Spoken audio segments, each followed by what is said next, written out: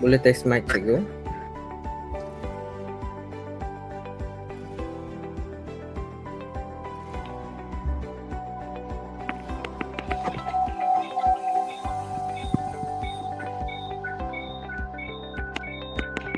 Saya ada dengar bunyi device cikgu. Sekarang dapat dengar? Dapat. Tapi bergema. Tak apa, cikgu boleh mutekan audio laptop cikgu. Cikgu boleh gunakan phone tu sebagai mikrofon untuk mengelakkan berlaku gema. Saya akan notify cikgu dekat bahagian komen nanti. Ataupun saya akan WhatsApp cikgu untuk maklumkan ada soalan.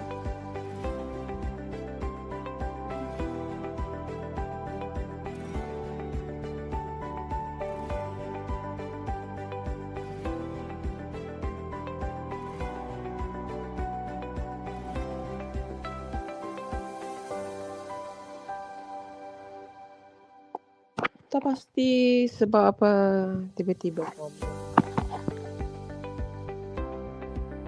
Boleh cikgu, okey tu. Boleh dengar dengan baik.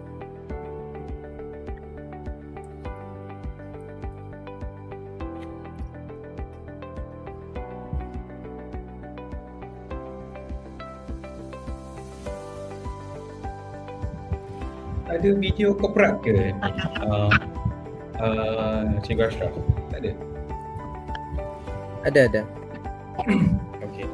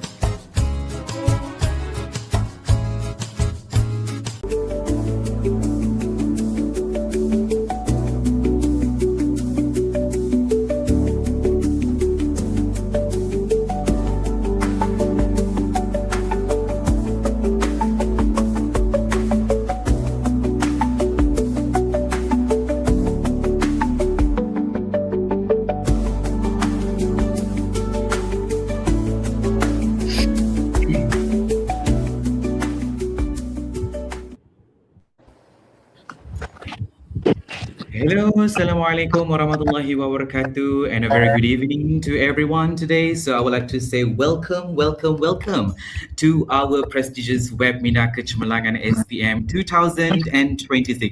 So give a round of applause to yourself for coming today. For those who are coming today, please contact your friends as well as call your friend or any other friends from other school, any other part of the places in Sarawak or the whole Malaysia. So contact to all friends to join us tonight for the webinar Kecemerlangan SPM 2026. Today is the 9th series, which is English, and today we would like to bring you for the special appearance Cikgu Nancy. Are you there, Cikgu Nancy?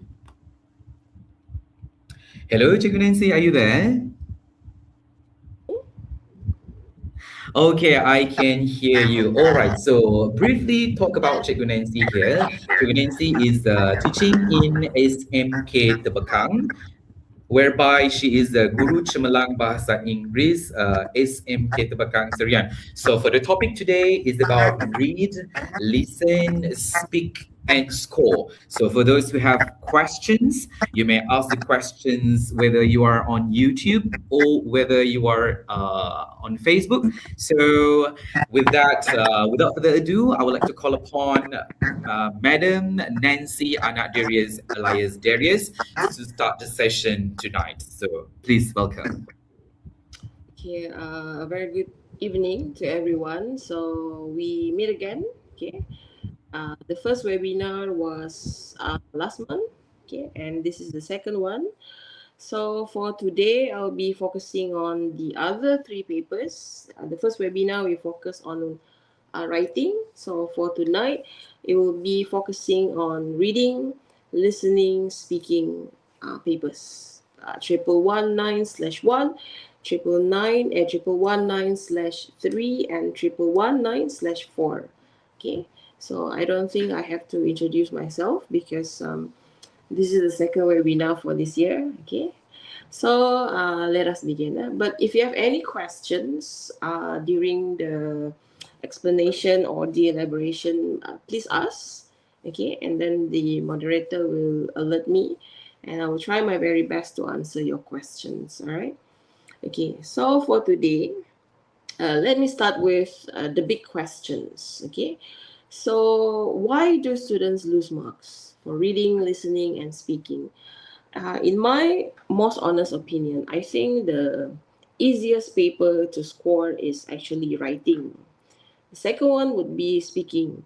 Reading and listening is the hardest one to score actually because the answers are there. You know, the answers for reading, the answers are on the text or the passages. You just have to find the answers. Listening, which is the hardest one to score actually, because you have to listen to the information in the audio, which is very difficult for some students because of the accent. Okay, the accent of the speakers in the audio. So these two papers, listening and reading, is not particularly my favorite because it's quite difficult to score actually. My favorite would be writing and speaking because it's easy to score, in my opinion, right? But then when I ask the student, they say they prefer reading and listening, probably because they are objective question, MCQ, so easy to for them to just choose whichever answers they want. Okay, but then if you choose the wrong one, then you will lose marks, right? Okay, so for the three papers, okay, the problem that we know happens in among our students is they do understand English, but they misunderstand the question, especially for reading. Okay, sometimes because they are very excited when they get the questions, they tend to miss some of the words. Okay, they know the vocab, but they fail to use it in context, especially in speaking. Okay, and then for listening, they listen, but then they got panic when they miss one word. Okay, for example, the audio is too fast. The speakers in the audio, they speak too fast, so then the students tend to be panic. Okay, they have ideas, but they cannot develop them, especially for speaking. All right, and then they know the answer, but they are lack of confidence to say it out loud. Right, because usually the problem with speaking is students, they tend to direct translation from BM or from whatever language they are speaking to English. So they know what to say, but then because they are not confident enough to speak in English, so they just keep quiet, right? Because based on my experience, to be assessors, interlocutor, this is the problem that I notice among our students. They do understand the questions, they can answer, but because they lack the vocab to say it out loud, so they just keep quiet. All right, so for these three papers, actually it's not that difficult to score. Okay, as long as you know the right approach, the right technique to answer the questions. All right, which is what we will do today. Okay, so the formula is just like writing. In order to score better, first you have to have the ability, language ability, meaning like it or not, you have to be able to understand English. At least minimum apa? in minimum level, meaning you don't have to be very good in English as long as you understand some of the words, especially the basic words, especially for speaking. You have to understand, usually for part one, you have to understand some of the words that might be asked during your tests, okay? And then the exam strategy. Exam strategy, there are so many, right? I think your teachers have taught you so many strategies, techniques to answer paper one or paper four or even speaking, right? So it depends on which one you are most comfortable with, right? And then the last one would be your confidence, because even for English teachers, experienced English teachers, if they don't have the confidence to speak, to teach, they cannot be who they are right now, right? So at the end of the day, your confidence level must help you or should help you to be better in English language. Okay, so language ability, exam strategy, and confidence, these are the formula to score better in your English paper. Whether it's speaking, reading, writing, or listening, you have to have this. All right. You cannot have language ability, but then you don't have the confidence. You cannot have exam strategy, but then you don't have the language ability. You must have all three. All right. Okay. So we shall start with reading paper. Reading paper. There are 40 questions, right? Reading paper for me, for SPM level, the questions, they are not directly asked for information. You have to read between the lines. This is where it is very tricky. But the answers are there. You just have to find the keywords or the information in the text for you to find the answers, right? Reading paper. So for reading paper, the weaknesses that I see in my students or other students, again, because they don't really understand English, right? So they read every single word. But then if you read every single word and then you don't understand the sentences or the words, then it will be very difficult for you to get All right, the. Cikgu. Is there any slide that Cikgu would like to share at the moment, or Yeah, I did. You did not okay? see my But slide? oh no, we can't see the slides yet. Sorry. I forgot to share the That's all screen. right. It's okay. Okay, wait. Okay, no problem. Thank you. All right. Eh? I thought I had shared it. Okay. Nope, not at the moment. And maybe I can uh, invite again, once again, for those who are just coming right today. So welcome back to our webinar Kecemerlangan SPM for 2026. A very interesting topic that Cikgu already shared. Oh, and now we can see the slide now. So for those who are friends that not coming yet to the webinar, please call them or chat them, text them, WhatsApp them, or messenger them, telling that today we have a webinar for the 9th series, and let's listen together and let's study together tonight. All right. Okay. Over back to you, Cikgu Nancy. Okay. Okay, thank you. So I shall start from the first slide lah, so that everyone they don't miss anything. So this is the first Okay. slide actually. Yeah. All right. Go So ahead. yeah. So these are my SPM candidate this year. I have two classes. Okay. And then why students lose mark? Reading, listening, and speaking paper. These are the reasons. Okay. So it's not sometimes even if the students are quite weak, if they know the right approach, the right technique, the right strategy, they can score, especially in speaking paper. Okay. And then this one, the formula just now, you have to have language ability, exam strategy, and also confidence to score better marks or to perform better in your exam, especially for the three papers: reading, listening, and speaking. Okay. And then for reading paper, I stopped here just now. Okay, so for reading paper, because the texts, I do understand that the texts are very long, especially for part three. It's quite long, right? So if you don't have the language ability to understand every word, okay, it's okay. All right.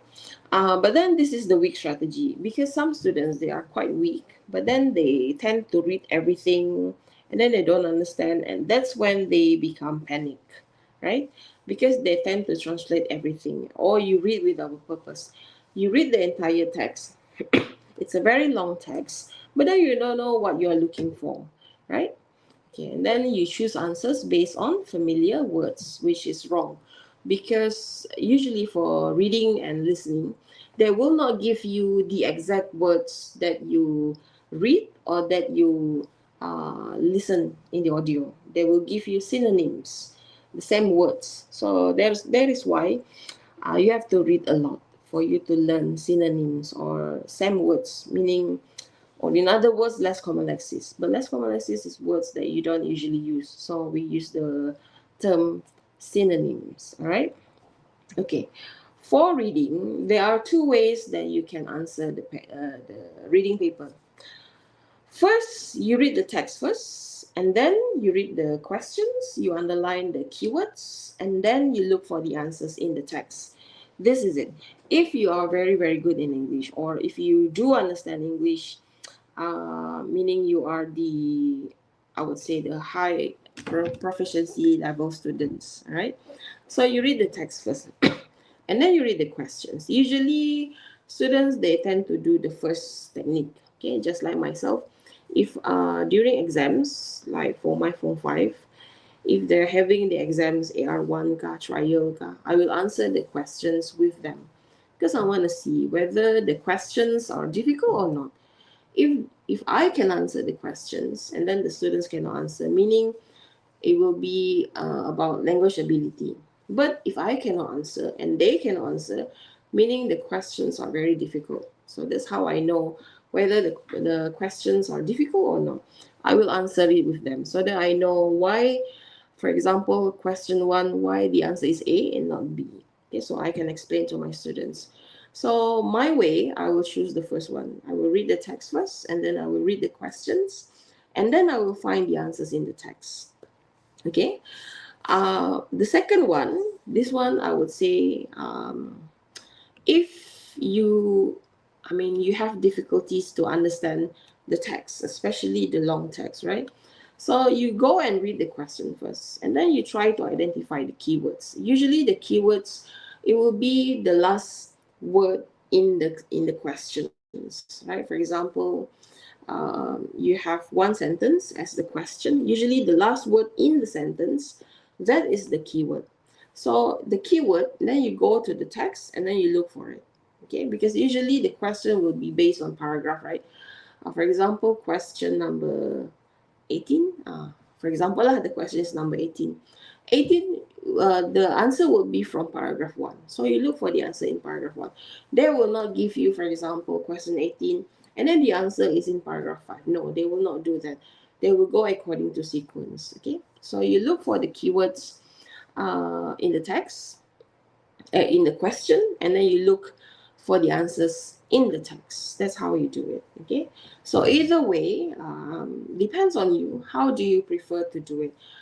For example, if you spend too much time on one question and then you don't have enough time to really look or read the entire text, then you go with technique number 2. All right, second technique.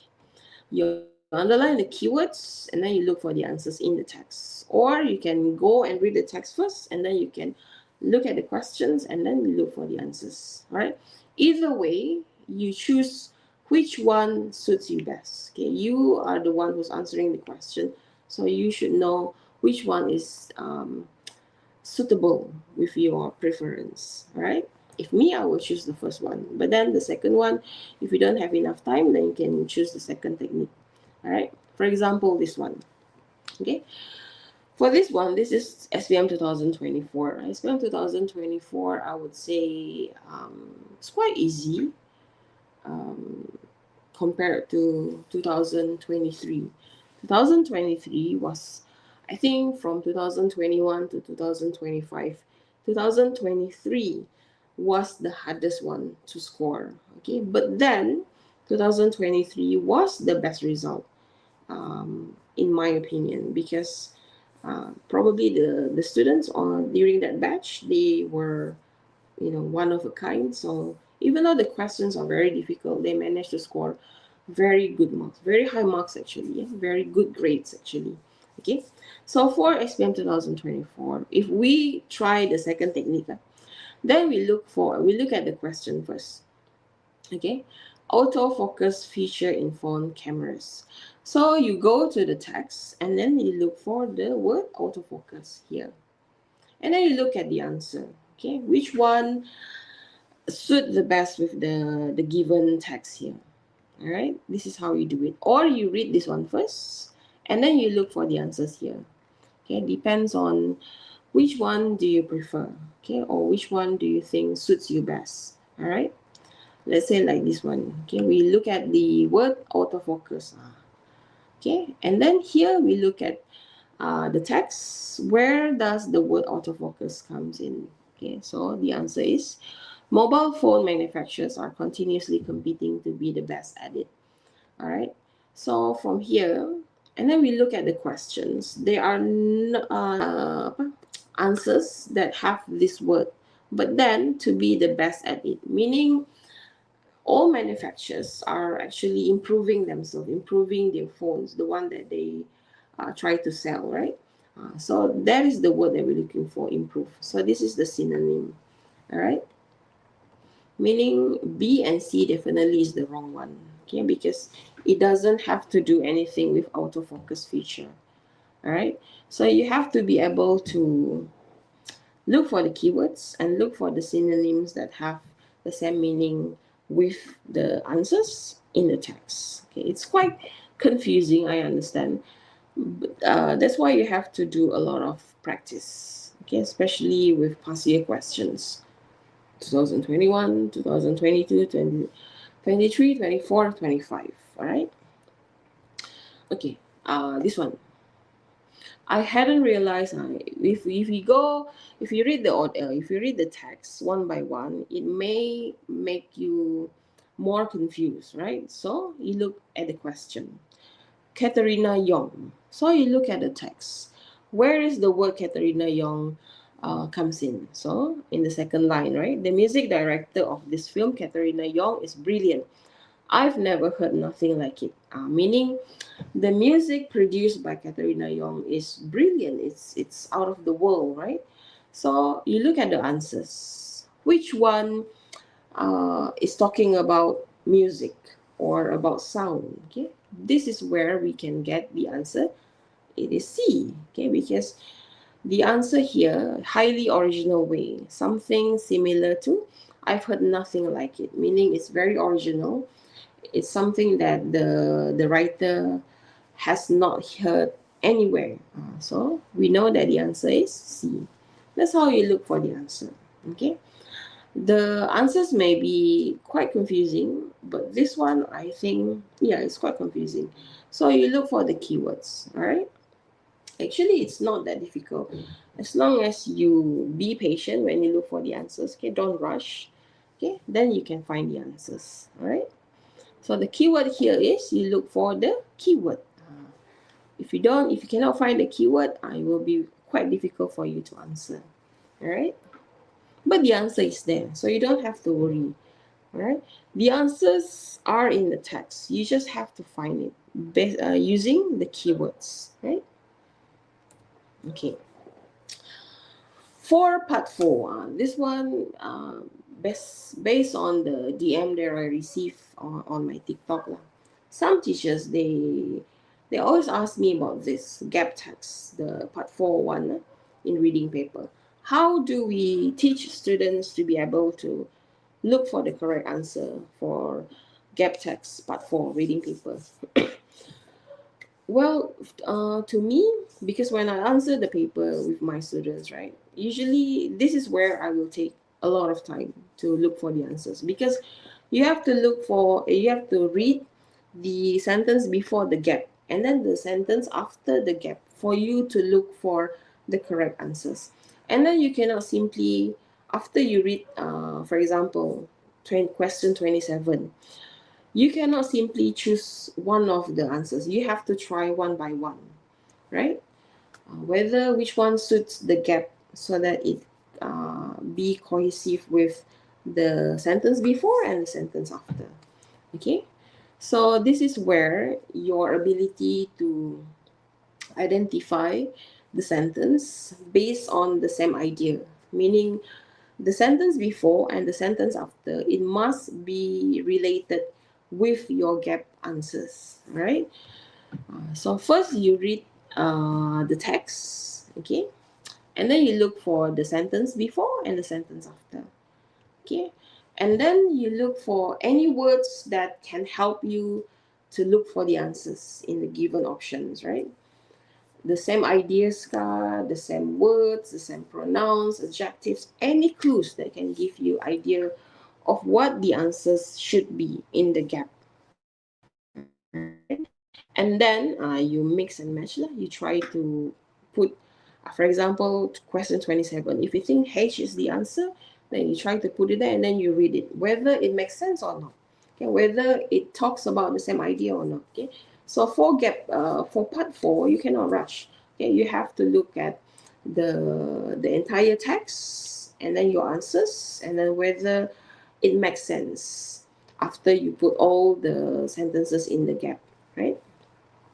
So here we can, whatever technique that your teachers are teaching you can, for example, this one, the sandwich technique, whether the before sentence, the gap answers and the after sentence, whether the sentence after, whether they make sense, depends on the clues that you get, okay, and the linking words.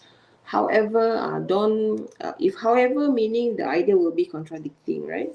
Moreover, therefore, the pronouns, whether it's about a person, about a group of people, you have to look for these clues, right? The context also, okay?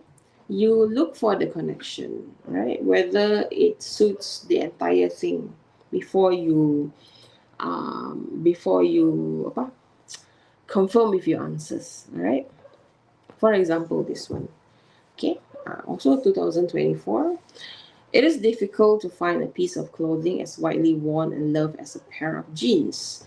So now we know that the idea is about jeans, right? How can this special appeal to be explained? And then the sentence after, for some people, jeans are comfortable and easy to style, while for others, they are fashionable and cool. So based on the sentence before and sentence after, we know that it would be something about choices, right? Because as you can see here, difficult to find a piece of clothing, meaning the taste or the preference of people when they choose jeans, right? So for some people, the sentence after, jeans are comfortable and easy to style. So meaning the idea must be something about choices or preference or options, okay? Then you go to the answers. Which one suits the best for this one? That has the same idea of choosing a style or choosing a choice or an options, right? So if I go here, because before I did this, before I look at the answers, I try to do it first, okay? So from here, the answers, the most suitable one for me is H. Ask any group of people why they like wearing jeans and you will get a range of answers. For some people, because here you say, the answer say, you ask people, what do they prefer when they choose their jeans? Okay, and then the sentence after, for some people, meaning the ideas are related, it's coherent. Okay, so if you look at the answer, H is the answer. That's how you do it. Meaning you cannot, when you answer gap for the part 4, right, you cannot simply choose without looking at the sentence before and sentence after. Okay, so you should spend extra time when you answer part 4, because part 4 to me is the killer one, the killer part in reading paper. So you have to really understand the sentence before, the sentence after. Okay, look for any words that relates the sentences in one idea. Right? It's quite difficult. Not difficult, confusing actually. But the answers are there. You have to remember that. Reading and listening paper, the answers are in the text, are in the audio. So you just have to look for it. All right. All right, for part 5 is where there will be 4 questions where you have to choose between A, B, C, D, E, F, G, H. Yeah, there are 6 paragraphs, right? 6 sentences, no, 6 paragraphs, 6 ideas. So you have to choose whether it's A, B, C, D, E, F. And then the last 4, 37, 38, 39, 40, you have to write your answers, right? This is where it is tricky. For the 32 until 32, 33, 34, 35, that one depends on, because it is really easy to find the answers for part 5, in my opinion, for the first 4 questions, right? The tricky one would be the last question, the last 4 questions, okay? Because sometimes, even though you can find the answers, right, the way you write the answers, I mean, sometimes students, they forget that you need to only write one word, and then they write 2 words. The moment you write 2 words, then that's it. It will be 0, okay? Or you miss some of the letters, okay? For example, if the word in the text is written in plural, and then your answer is in singular, for example, the word books, okay? The answer is books, B-O-O-K-S. But then you write the answer as book, B-O-O-K. It is not accepted. Okay, so it's very, very important. Your spelling must be very, very accurate. It must be based just like the one you see in the text. Okay, the moment you miss one word, then that's it lah. Okay. The same thing, you have to find the clues. Okay, in the text, it's not that complicated compared to part 4. Okay, for example, this one. Having regular breaks helps me with my studies. So you look for the word breaks or studies. So you go here. Or you read this one first. Okay, just like I said just now. The first technique, you go one by one. Okay, A, B, C until F. And then you look at the questions. Or you look at the question first and then you look at the text. Okay, let's say we try the second technique. Regular breaks. So you look for the words regular breaks. Which one? Is it A, B, C, D, E, F? So having regular breaks helps me with my studies. We look at E. I always make sure that I take some time out during my study session. So breaks here, meaning rehat lah in BM, right? But then you don't see the word break in A until F. So then you look for the synonym. What are words that has the same meaning with break? So the answer is time out, right? Time out. So you look for, if you cannot find the word break in the given text, so you look for the synonym, okay? So the answer is here, E, right? Then you put here E lah. I found a way to control my obsession for 34. So you look for the word obsession. If you cannot find the word obsession, meaning it must be a synonym, okay? The same meaning with obsession. So you look for the answer here. If you cannot find it, then you have to probably think of another word that has the same meaning with obsession. Okay? This one, 37 until 40. This is where you have to be very careful with your writing. If you look at the question here, right, the answers should be in the middle of the sentences, right? So when you write your answer in your answer sheet, make sure you write based on how it will be written in the text. Okay, what I mean is, you cannot write the answers in capital letter, right? For example, 37, let's say the answer is session. So if you put here session, right? So you must spell the word session. S should be small letter. You cannot write it in capital letter. Even though probably for SPM marking, right? Probably they will accept the answer regardless how you spell it, whether you use capital letter or small letter. Or probably they will be very strict about it, and then you have to spell it based on the structure of the sentence. Okay, so just to be safe, you spell it based on how it will be written in the text. Okay, because sometimes they change the way they mark LPM. Okay, sometimes they accept it, sometimes they don't. We don't know, right? So just to be safe, spell it based on how it will be in the text. If the answer is in the beginning of the sentence, then you spell it using capital letter. If not, if it's in the middle of the sentence, then spell it with small letter. Okay, just to be safe, because we don't know what will happen, right? Maybe this year the marking will be stricter than last year, or probably just like the year before. We don't know, right? So this is the answer. Okay, and then when you write your answer, right, for this part, make sure you spell it correctly. Right? For example, the word distraction. Okay, suddenly you forgot to write the letter S, so you spell it DITRACTION. So it's wrong. Okay, even though only one letter missing, but still. Okay, so you have to be very careful. Where you cannot, when you answer your paper, right, reading paper, make sure you have enough time for you to go and check one by one.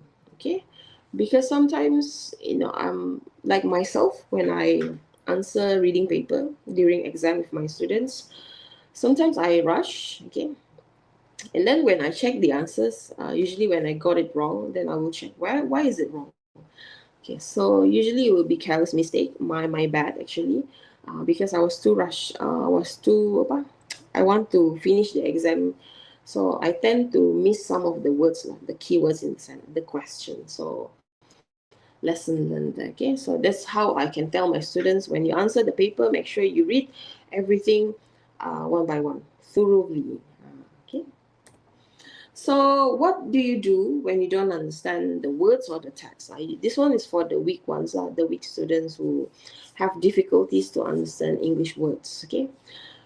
When you see a difficult word, first, don't be panic. Okay, don't be like nervous, guy. You don't know what is the meaning of this word. Don't be like that. Okay, meaning you try to calm yourself and then look for the keywords. Any words that have that's the same in the questions, then you look for the answers in the text. All right. So you look at the words around it, whether it can give you the ideas that, for example, the word break is now, you cannot see the word break, so you look for something that has the same idea with the questions. All right. You look for the familiar words, synonyms, or paraphrases, and then use the question to help you understand better. All right. So I know it can be quite intimidating when you answer English paper. Okay, especially for students who don't use the language at all at home. The only time you use the language is during English class, so it can be quite nerve-wracking when you answer the paper, right? Especially when you don't understand what you're reading. Okay, but don't be panicked. Okay, don't get nervous. Okay, or if you cannot find the answer. So don't waste your time to spend on one questions. Look, you read the text again and you read the answers. You don't waste your time like that. So you move on to the next question, but make sure you go back to the one that you have not answered. All right. Usually for my students, previously in my previous school, when they have this problem, like for example, they cannot find the right answer, I always remind them to always trust their first instinct. Meaning, the moment you see the questions and the answers, right, you have one answer here, but you are not sure whether that's the correct answer or not. Because probably at that time you think that there are two possible answers, right? So, worst come to worst, right? If you cannot decide which one is the correct answer or which one should be the answer, you go with your first instinct. Which one you think first? Which answer that come to your mind first? Choose that one. Because based on my experience teaching English at secondary school, 90% of the time when I get the exam paper, the answer sheets, usually the answers, they usually got it wrong, but then I can see because they try to erase the answer, right? The one that they erase, that is the correct answer. So meaning that 90% of the time, your first instinct is the right one. Okay, in whatever you do actually. Okay, so worst come to worst, like you cannot find the answers. You maybe blank, right? So you go with your first instinct. Which one you think is the right one in the first place? Then choose that one. Okay. So during this time, it's like 2 more months, less than 3 months actually before your SPM. I think SPM will start around mid-November, yeah, early November, mid-November, something like that. So oral test will be probably end of October. I'm not sure yet. I'm not sure also. Okay. Okay. So for your reading paper, what you can do now is you read daily. Whatever English materials that you have, for example, the questions that your teachers have prepared for you, read that. Okay, so that you can build your vocabulary. All right, and then when you have a reading practice in your class, you read the question first, you read the text first, you look for the clues, you try every technique that you can to look for the answers. All right, this is where reading is very important so that you can learn synonyms, vocabs. All right, and then yeah, always follow the instructions. Okay, and manage your time. Okay, the moment you spend too much time on certain questions, and then you don't have enough time to complete the entire thing, especially the last part 5. I think part 5 is the easiest one to score actually. Okay, so make sure you manage your time wisely. All right, so for reading paper, not much I can share actually, because at the end of the day, it depends on how well can you read English, how well can you understand English. All right, so reading and listening. Right. For listening paper, the problem with listening to me is the audio actually. Right, I think most teachers will agree that the quality of the audio for SPM exam, right? Sometimes the audio, it's not clear enough for students to listen to. Sometimes the speakers in the audio, they speak too fast. The accent is very difficult to understand, right? So it's not because of the questions, in my opinion, and this is a very sensitive opinion actually, but then after many years listening to the listening audio for SPM level, I think that is one of the reasons why students cannot perform well in listening paper, right? Because of the quality of the audio, in my opinion. Okay, but then even though we ask our student, you should listen carefully, you should listen to the keywords. If the speakers speak too fast, right, then how can they identify the keywords? But then again, I think in this case, it's not because we think the speakers speak too fast in the audio, but actually it is because we are not used to listening to English spoken in a very informal way, right? That's why you need to watch a lot of English drama, English movies, so that you can learn the pace when they speak, whether it's a very fast pace or very slow pace.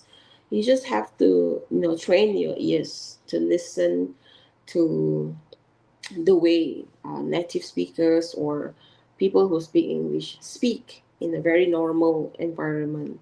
Okay, so these are the common mistakes for listening.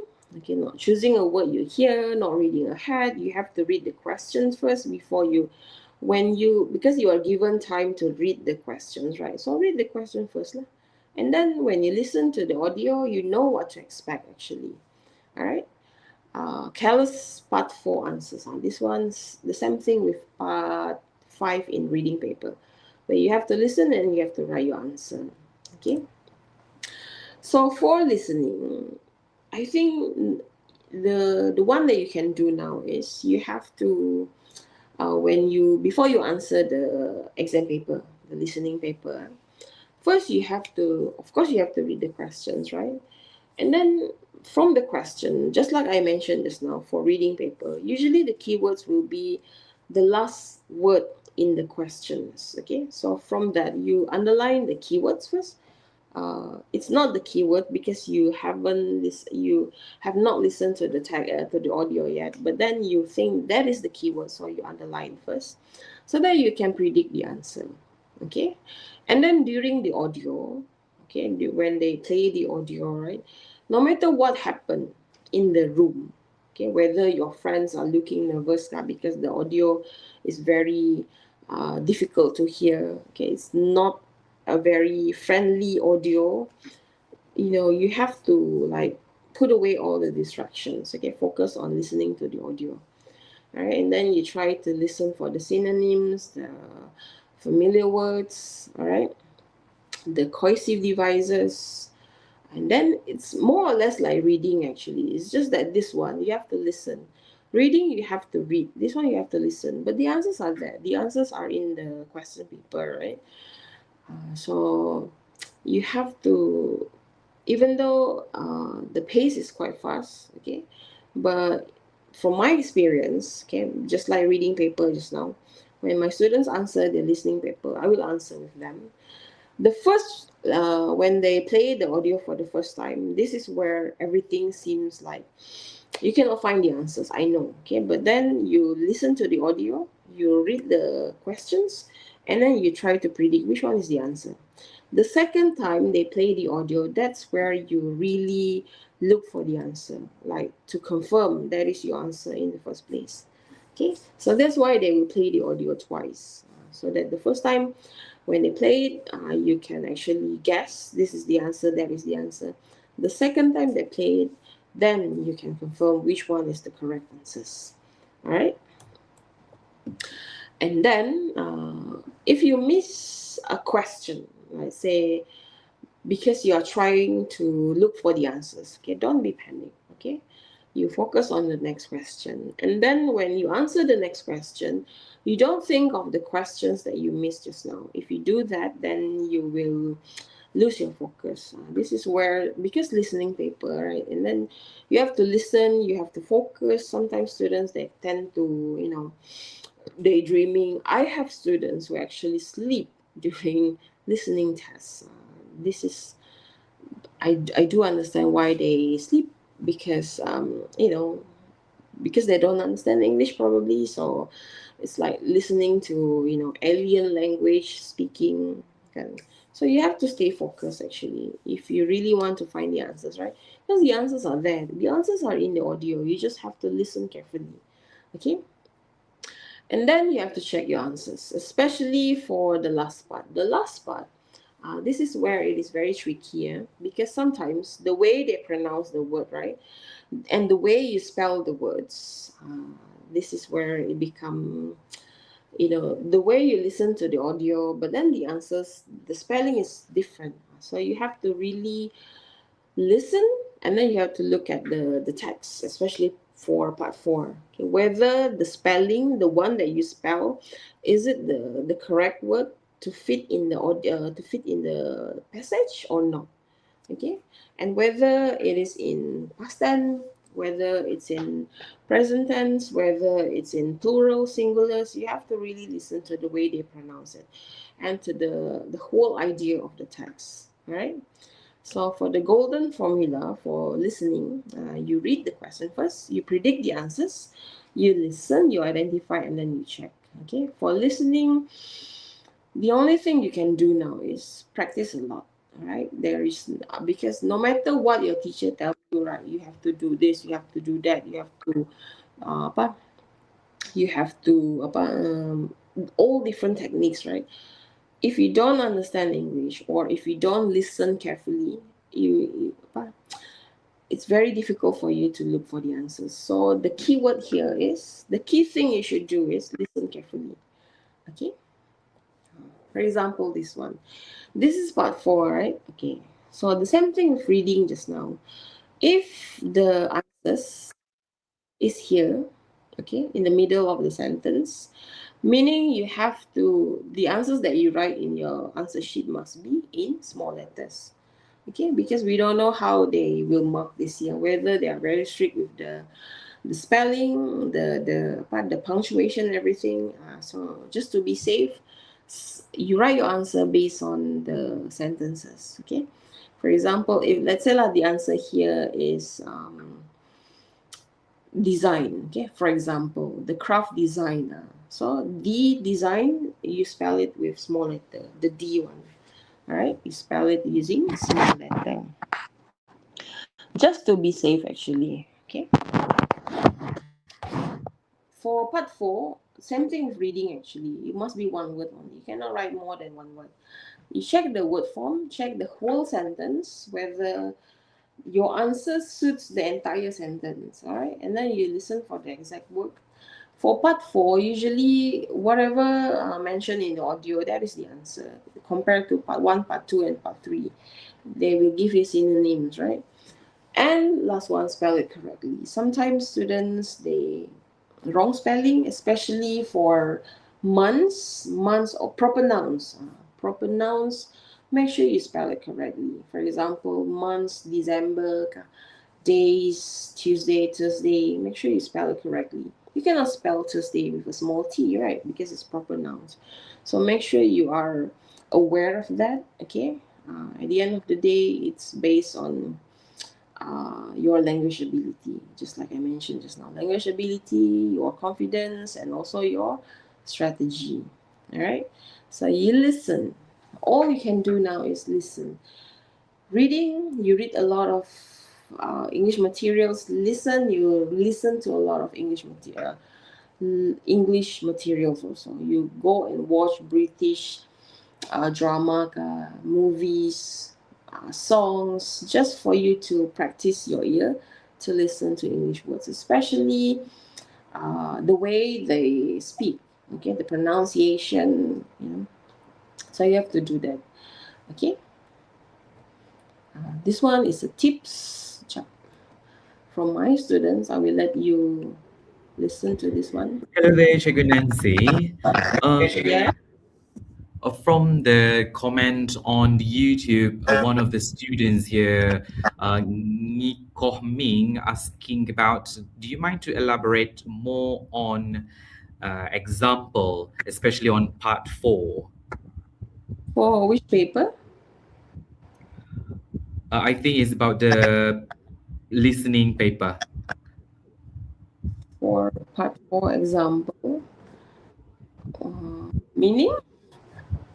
What does it mean? Well, they just need to elaborate. Maybe you can explain more in detail about a particular or any. Do you have like a questions or example of questions that that you can explain to them? Meaning part 4, is it because part 4 is the where you write your answers, right? You cannot choose the answers from the given options. Meaning you listen to the audio and then you write your answers based on what you heard in the audio. Okay?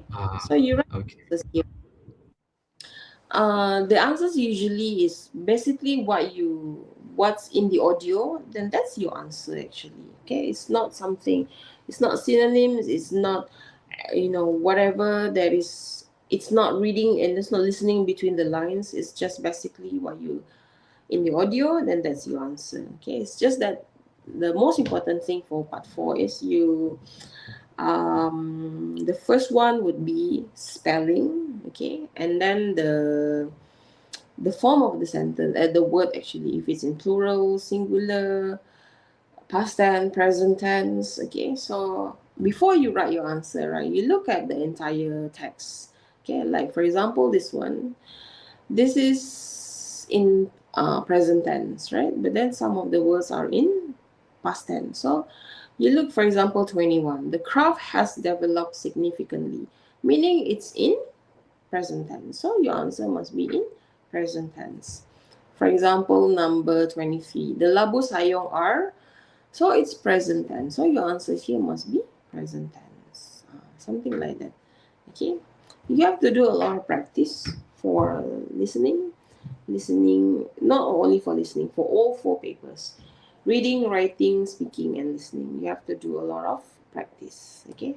So this is a tips by my student. I hope everyone can hear this. Not sure why.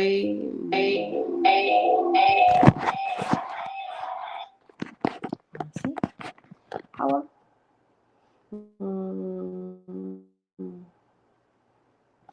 Can I play this one? Is it okay? Try lah.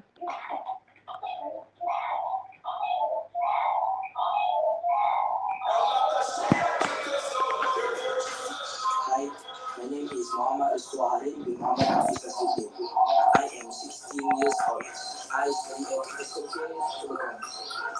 One interesting fact about me is I love playing football. Today I will share my tips on how to excel. I always practice every day by watching movies, listening to songs, and reading books or novels.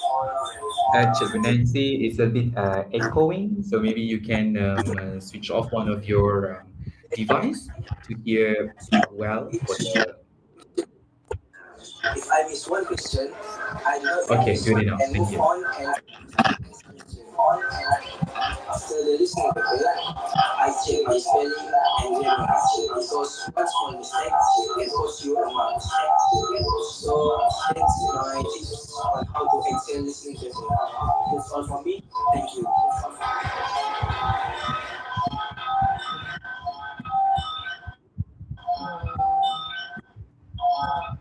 I'm sorry for the sound system like that. During my It's first okay. webinar, there was All right. no problem at all with the sound system. I don't know what happened to Zoom. It's okay. All right. Carry on. Yeah, the boy just now, he's my form 4 actually. But during our exam, where the form 4 and form 5, they answered the same questions, which is the SBP trial exam, because the one that we had in my previous school before. And he was the one that got the highest mark actually for my classes lah, the 4 classes that I taught. That's why I asked him to give everyone the tips on how to excel in your listening paper, even though he's only form 4 actually. Okay. Now speaking paper. Speaking paper is my favorite actually, besides then writing. Okay. Speaking paper, these are I think for speaking paper there is no, the most important thing is you have to speak, that's it. Okay, but then you cannot memorize a script. When you memorize a script, right, it is very obvious actually. I don't know why students think that memorizing is good for you for speaking paper, because the moment you memorize, the interlocutor and the assessors, they know that you memorize. Same thing with writing actually. If you memorize a script and then you write the one that you memorize as your answer, it is very obvious actually.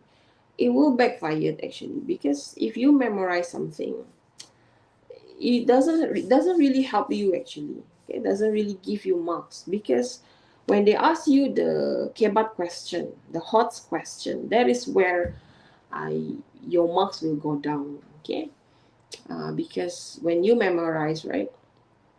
I don't know how you memorize. Like last year, they said the questions bocor lah, apalah, don't know lah, because I don't know what happened last year. Okay, but you cannot memorize actually. You have to be very authentic with your answers. Okay, and then you cannot give very short answers. Not answering the question, you speak too fast, especially those who can speak really well. Repeating the same words, stopping after making a mistake. Keep on saying sorry, sorry, sorry. Actually, when you make a mistake, right, for speaking, you pause for a bit and then you start again.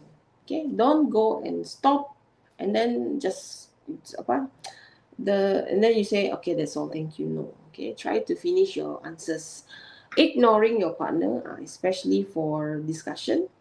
Using memorized phrases incorrectly, especially the part where you ask, what do you think? Something like that. Too much of that, it's not really good actually also. Okay. All right. This one, I think you're familiar with this one. There will be assessor, there will be interlocutor also. Assessor, they will assess you based on grammar, vocab, and communicative competence, meaning how well can you understand the questions and how well can you be involved in the discussion. Okay, there are under assessor. Assessor, they will only sit and then they will listen to you and the interlocutor speak. All right. The interlocutor, this one will be your own teacher, your English teacher. Okay, they will be the one who asks you the questions. Okay, for interlocutor, let's based on my own experience as interlocutor in my previous school, to me, as long as you understand the questions, as long as you can understand the questions, as long as you can engage in the discussion, then to me that's good enough actually. Yeah, because sometimes teachers, they are very strict. Okay, assessors, when you go to other people's school and then you try to be very strict with the students, actually you don't have to do that actually. Yeah, I don't know why teachers are very strict with this. Okay, because when you deal with SPM, no matter what paper it is, reading, listening, speaking, and writing, you have to always remember, teachers, you are dealing with someone's future there. The kids in front of you, you are dealing with their future. Whatever your judgment during the speaking test, right? You have to remember it will affect their future. Okay, so don't be too strict. I mean, you can be professional, right? I mean, even though the students, they make a lot of mistakes and suddenly you give 6, the one cannot lah. But then, as long as they speak actually, as long as they say something, they understand the questions, the grammar probably might not be correct, 100% might not be perfect, it's okay. Because even teachers, even myself, when I speak English, my grammar is not perfect, my vocabulary is not the high one, not the high level one. So you put yourself in their shoes, right? So please don't be too strict with the students. Okay, I mean, try to help them as much as we can, right? Because for you know we some of the teachers, right, when they people always remind them, no matter what you do, right, you have to think that you are dealing with someone's future. So keep that in mind, teachers. Okay. All right. For speaking, for my own students now, we use this one, ARE technique. ARE technique not only for speaking, but also for writing. So basically, my students now, I have 2 SPM classes. We use this ARE technique. This is how I train them at the moment. For speaking and for writing, ARE technique. A is the answer, R is the reason, E is the examples. Same thing with writing. They use this one because this is the easiest one to develop ideas actually. Okay, because instead of giving one simple sentence as the answer, they can actually elaborate if they use this technique. Okay, for example, this one. This is the first part. Okay, so I have an example here, sample from my own students. I hope it's not very echoing because I want you to listen to how he answers. Try for a bit. Okay, if it's too echo, then I will stop the audio. All right, hopefully not.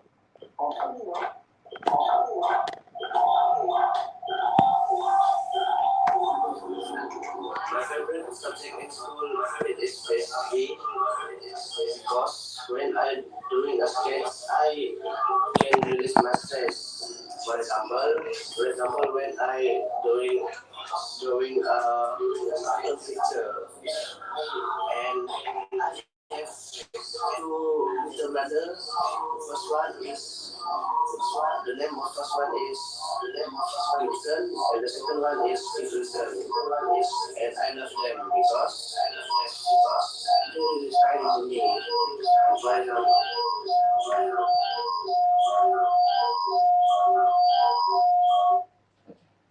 Sorry for that. All right. So what I want to emphasize here is that the question is very simple, right? What is your favorite subject in school? So for students, whether you are good, whether you're weak, whether you are in the middle, instead of saying my favorite subject is English, okay? Because the first part, even though the first part, it will not make a lot of, you will not give you a lot of marks actually, but you can try your very best to answer, to elaborate your answers, just like what my students did just now. What is your favorite subject? The answer is PSV. And then he gave the reason because when he draws or when he sketch, it can release his stress. And then he gives the example, for example. So it's a very structured answer. All right. For example, the second question is now, how many siblings do you have? So he answered he has 2 siblings, and then he gave the name and then why he loves his siblings. So this is how, to me, in order to help our students, right, we can ask them to answer using the ARE technique. So instead of only answering, giving answers just one short simple sentence, and you can train them to elaborate your answers, to elaborate their answers. Okay, for example, this one also, but because of the audio, right, the audio is not cooperating tonight. I'm gonna skip this one. Okay, for part 2. All right, for part 1 first. Part 1, you will have 4 questions, right? 4 for each candidates. Okay, so the first one will be very easy. Like they will ask you, what is your name? Where do you come from? The second part, in part 1, for example, these are the questions that you have to answer. Okay, so for example, the question, what do you have for breakfast? You cannot simply say noodles. If you answer like that, meaning in terms of your CC, communicative competence, it's not there yet. Okay, so you can use ARE technique to answer this question. Actually, like my student here, he actually answered, he has sandwich for his breakfast, and then the reason, and then the examples. The reason because it's delicious, and then the examples how he eats the sandwich. He will eat it with mayonnaise, soy sauce, and everything. Okay, so that's how you should answer. All right, ARE technique is, I think, it's the best one so far for average students. Okay, if you are very very good in English, then this one should not be any problem for you.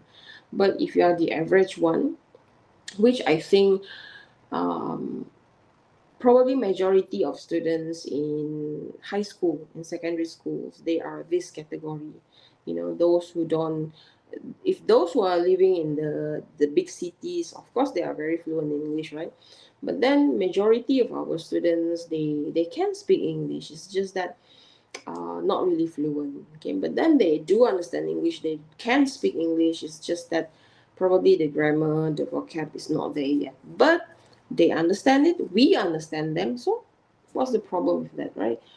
If I listen to my students, even though the grammar is not really correct, incorrect grammar, the vocab is, some of the words they use it wrongly, but then I do understand them. I do understand what they want to say, so I still can give them marks, right?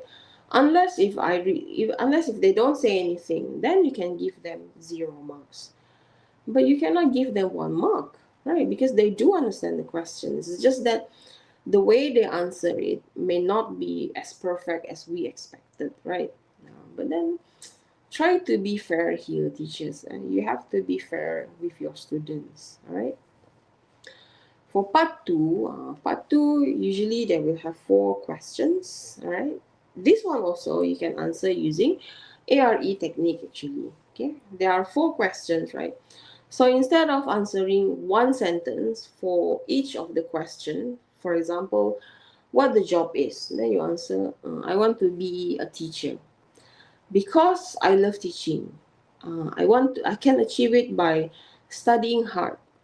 Last one, yes, it is important. If you answer like that, right, for the students, if you answer 1 sentence for each of the questions, of course it will affect your marks, right? So you use ARE technique. Okay, for example, the first point, what job do you want to have? They want to do. Okay, so you answer, I would like to be a teacher. And then you give your reason, and then you give your example. Same thing with point number 2. How can you achieve your dream job? So you answer, I need to continue my studies. You give your reason, you give the examples. And then the last one is work-life balance important. So this one, the answer will be yes or no. Okay. The answer will always be yes or no for all the questions in speaking paper, especially the last one. So either you answer yes, and then you give your reason, you give examples, or you say no, you give your reasons, you give your examples. Okay. So if you can use this ARE technique, to explain your points, then it will be better. Okay, compared to if you answer only one sentence for each of this. So you try to answer using ARE technique. You give the answer, you give the reason, you give the examples, right? There's this sample, but then because of the echo, I will try to play it. Okay, let's hope it's not too echoing. All right, because I want you to listen to how he answers using ARE technique. Forgive me if there's any echo. Okay, my apologies first.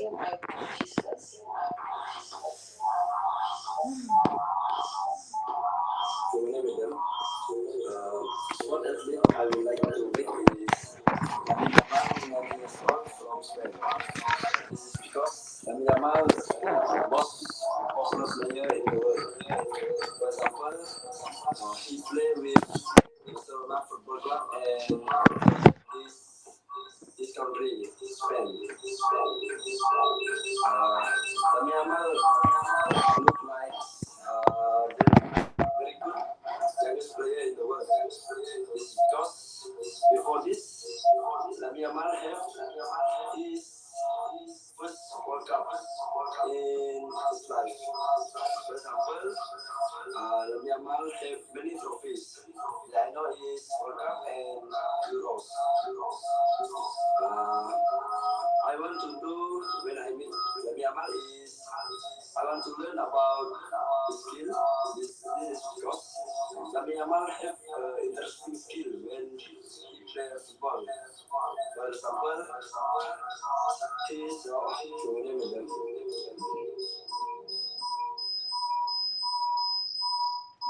Okay, I will stop there because of the echo. But basically, that's how you answer part 2. Meaning you can answer using ARE technique. Because if you don't use any technique, actually, not only ARE technique, like R technique, there are so many techniques that you can choose actually. Okay, so for my students, I think it is better if they use ARE technique. Just like the Steve, his name is Steve. So just like what Steve mentioned just now, when he says, who is he? Who is the football player, the sport athlete that he wants to meet? Okay, and then he can give the age, where the athlete comes from, the reason, the examples. This is how you construct your answers actually. Okay, what do you want to do when you meet him? And then he managed to elaborate his points. Okay, so instead of giving one sentence for the answers, it is better if you have a proper structure. All right, this is another one, but because of the echo, so I will share this. If you follow my TT account, you know that some teachers, some students, they follow me on my TT, my TikTok account. Okay, so I will share this so that you can hear the proper way, not the proper way, the proper way to answer based on ARE technique. Okay, for example, this one. Talk about a job that you want to do. You should say what the job is, why you choose it, how you can achieve it, if work-life balance is important. Okay, so the student here, the boy here, his name is Alif. He answered that he wants to be a pilot. Okay, and then he gives his reason. The reason because he wants to travel. And then the example that he gave was he wants to travel to different countries, for example, France. Okay, just before that, I want to touch on this just now. When you listen to Steve just now, you notice that there are some grammar mistakes, some mispronunciations, all right? To me, this is very common among students, right? For average students. But the fact that he understands the question, because I only gave him these questions like for 10 minutes. Okay, this is a very spontaneous session actually. When I went to class this morning, I called some of them and then I gave them the questions. I said, okay, I want you to do this because I will record the video. Okay, so this is not something that they have planned. This is not something that they actually have written the answers. No, this is very authentic actually. Okay, so when you listen to him just now. There are some errors, okay, some mispronunciation, the grammar, the vocab, the sentence structure, okay. But to me, this is normal, all right, because based on my own experience to be assessors when I went to different schools, students, it's very seldom to actually, have students who can speak fluently, like 100% correct English. All the grammars, the vocab is perfect. Okay. Usually, students who are in cities, they manage to speak very fluent lah. But for students, especially those in rural areas, this is how they speak. Okay, but then to me, it's okay, right? I mean, you cannot force a student to speak like Americans or British or someone, the native speakers, right? As long as you understand what they're saying, right? So probably you can reduce, the marks on grammar and vocab. But in terms of communicative competence and interlocutor, you should give them the proper marks actually based on how they understand the questions, right? Like this one, okay? What the job is, if they can give you the job, they can give you the reason, they can give you the examples, and they can give you the reasons why they choose it, how they can achieve it, then you should give them marks accordingly. All right. For this part, okay, let's say the students, they take a lot of time during the preparation, because the students are given 20 seconds to prepare before they speak. To me, if the students, they need extra time, I think we should give them, right? Let's say you ask them, okay, are you ready? Okay, you may start. And then they said, I need extra time. I think we should give that, because they are trying to give their answers. Okay, so interlocutor should play their parts and give them some extra seconds just for them to get ready and share the answers, right? Okay. For part 3, okay, part 3 is the one that teachers or students always ask me, how do we do part 3 actually during the discussion, okay? Some of the questions asked were, should they answer all, should they choose 3 points each, or should they choose 2 or 1 point each, okay? Let me be clear on this. Actually, to me, you don't have to choose all 3, okay, for each of the candidates. Like candidate A answer 3, candidate B answer 3. Depends on how you can elaborate on the points. All right.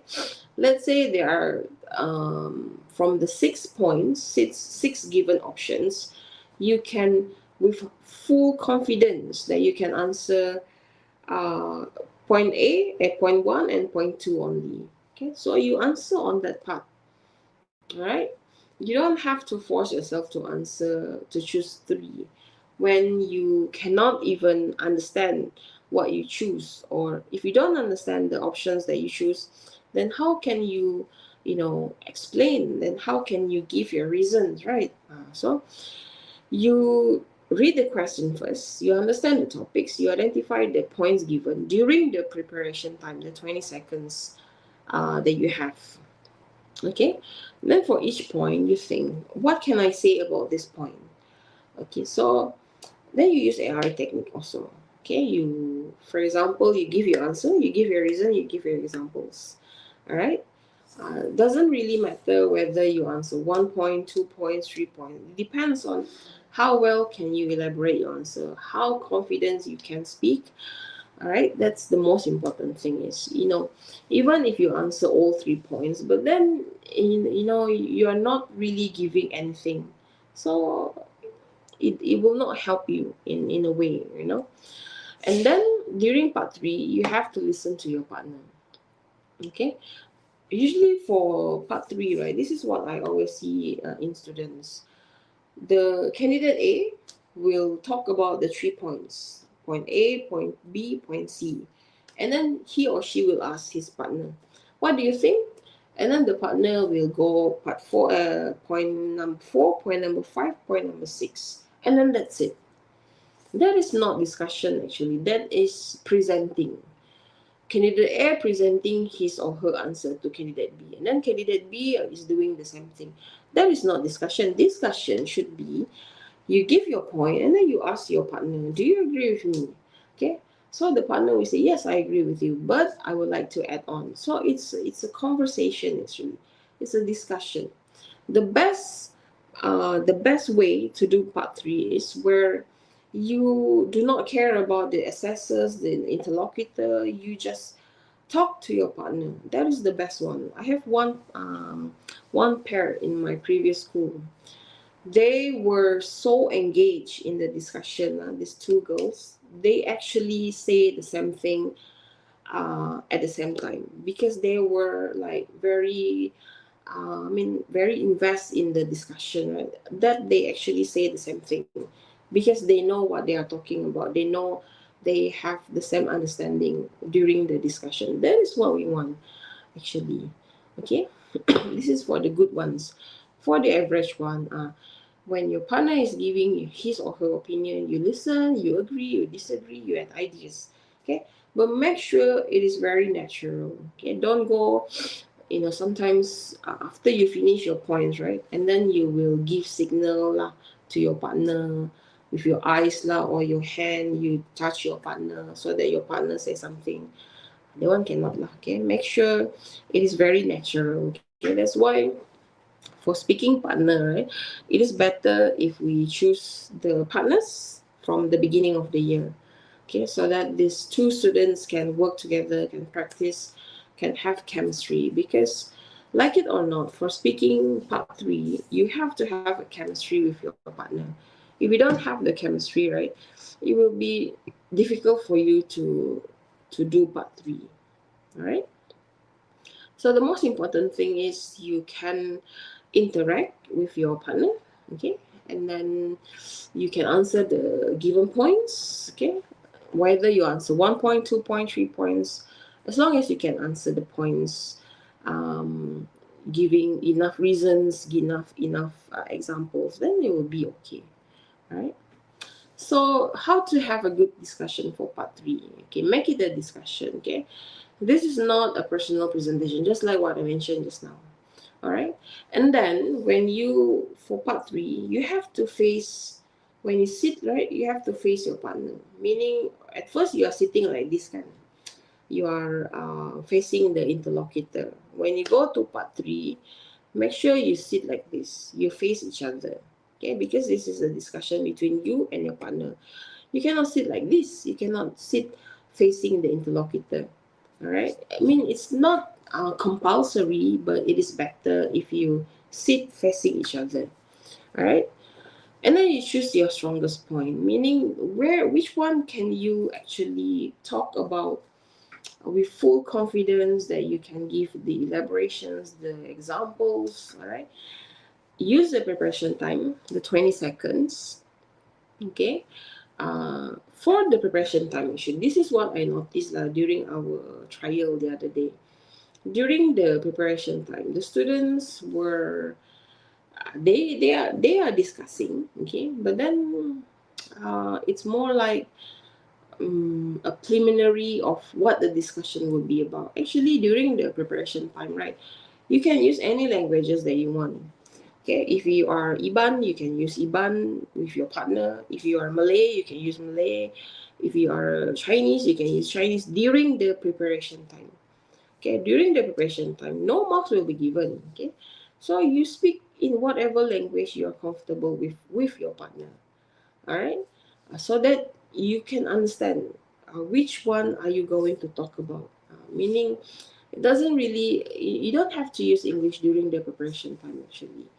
Okay, it's preparation time. It's not no marks will be given during that time, right? And then you don't rush during the preparation time. Okay, during the 20 seconds, you agree or disagree politely. All right. Add to the discussion. If you have, let's say, you want to say the same thing, the same points with your partner, so you add your ideas, you develop your ideas, and then you keep the discussion going. Okay. This is where both of you must have chemistry. Okay, and then sometimes candidate A is better than candidate B, so candidate A must help candidate B. Encourage your partner to speak, all right? You can ask them, what do you think? Do you agree with me? What is your opinion about this? Okay, as long as you can engage your partner in the discussion, right? And then part 3 is not a speech, it's a conversation, meaning don't do like I said just now. You candidate A present 3 points, and then suddenly they said, that's all from me, thank you. You cannot do that. That is not a discussion. Okay, for example, this is basically what I based on my experience, they will talk about, okay, for me, point A is like this, point B, point C, and then suddenly that's all from me, thank you. What do you think? And then suddenly ask the partner, what do you think? So it's not a discussion actually. Okay, it must be like when you play badminton, right? So there must be a conversation going on between you and your partner. Okay, useful phrases. Okay, I think in my opinion, personally, I think this is all. All right. This one, I think you are very familiar with this one. Okay, so what you can do now is, because I think oral will be at the end of October. I hope so. Okay. So what you can do now is you keep talking to your friends, teachers, your friends, whatever opportunity that you have, speak English. Okay, just simple things so that you will be very comfortable in using the language. All right. The reminder for speaking, don't just speak. You have to discuss. All right. Read up your ideas and then continue. What is the time now? Okay. Oh, I have 7 more minutes. So this one, okay, I really want to share this one. However, because of the sound system, so you will see this somewhere in my TikTok account. Okay, this one also. All right. So this one, this happen all the time. You don't understand the task. You don't understand some of the words. Don't panic. Okay, you ask. First, you ask your partner. Okay, if there are words in the question that you don't understand, the first person you must ask is your partner. Okay, your partner. Let's say you don't want to ask your partner. Your partner must be aware of the situation. Okay, let's say candidate A. Candidate B is having problem to understand or to answer the given question. Candidate A, you have to be aware of what's happening around you. So if you see your friends is struggling, right, you have to help your friend. Okay, it's not like you're conquering the discussion or conquering the session, especially for part 2. Okay, what you can do to help your partner is you can say, are you going to say about this? Okay, meaning that you are helping your partner, but not in a way that you are overshadowing his or her performance. All right. If your partner cannot answer you, your partner also don't know what is the meaning of the word in the question, you ask the interlocutor. Okay, I think there's nothing wrong asking the interlocutor, right? The interlocutor, like the one that I had my experience before this, I was the assessor, the interlocutor is another teacher. When the student asks the interlocutor will look at me. Okay, whether should she explain or should she not? And then I say, you explain, because it's only one word, because sometimes the student, it doesn't mean that they cannot answer. They want to answer. It's just that because of that one particular word. So I think we as interlocutor, right, you can help the student. You give them the definition, but in English. Okay, you cannot give them in BM lah, or in other languages. Okay, you try to help them to understand the words by not giving the meaning actually. For example, the word pollution. When the students ask, what is pollution? So the best way to explain pollution without giving the answers, right? You can say it's something related to environment, something related to issues with environment. So after that, depends on the student whether how do they interpret your answer. In my opinion, actually, okay. And then keep communicating if you don't understand. Okay, once you understand, once you understand the words in the task, you keep on communicating, you keep on developing your ideas. All right, and then important reminder: asking for clarification is better than staying silent. All right, so here for teachers, right, be professional, of course, but then show some empathy towards our students, right? Especially for assessors. I don't know why some assessors are very strict. Okay, you have to understand that we are dealing with someone's future here. Even for other papers, the reminders were always think of what the students can do and not what the students cannot do. All right. So we should give them enough credit for the things that they can do instead of looking at the things that they cannot do.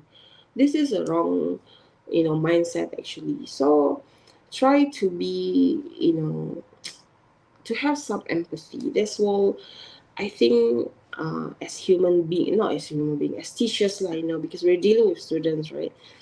Don't be too like what they say, the Nazi grammar, like everything must be perfect. Okay, you have to think that these are students 17 years old. They are not used to English. They don't use English all the time, right? So you can be professional, right? You give them marks based on what they can do and not what they cannot do. Right, same thing with other papers actually.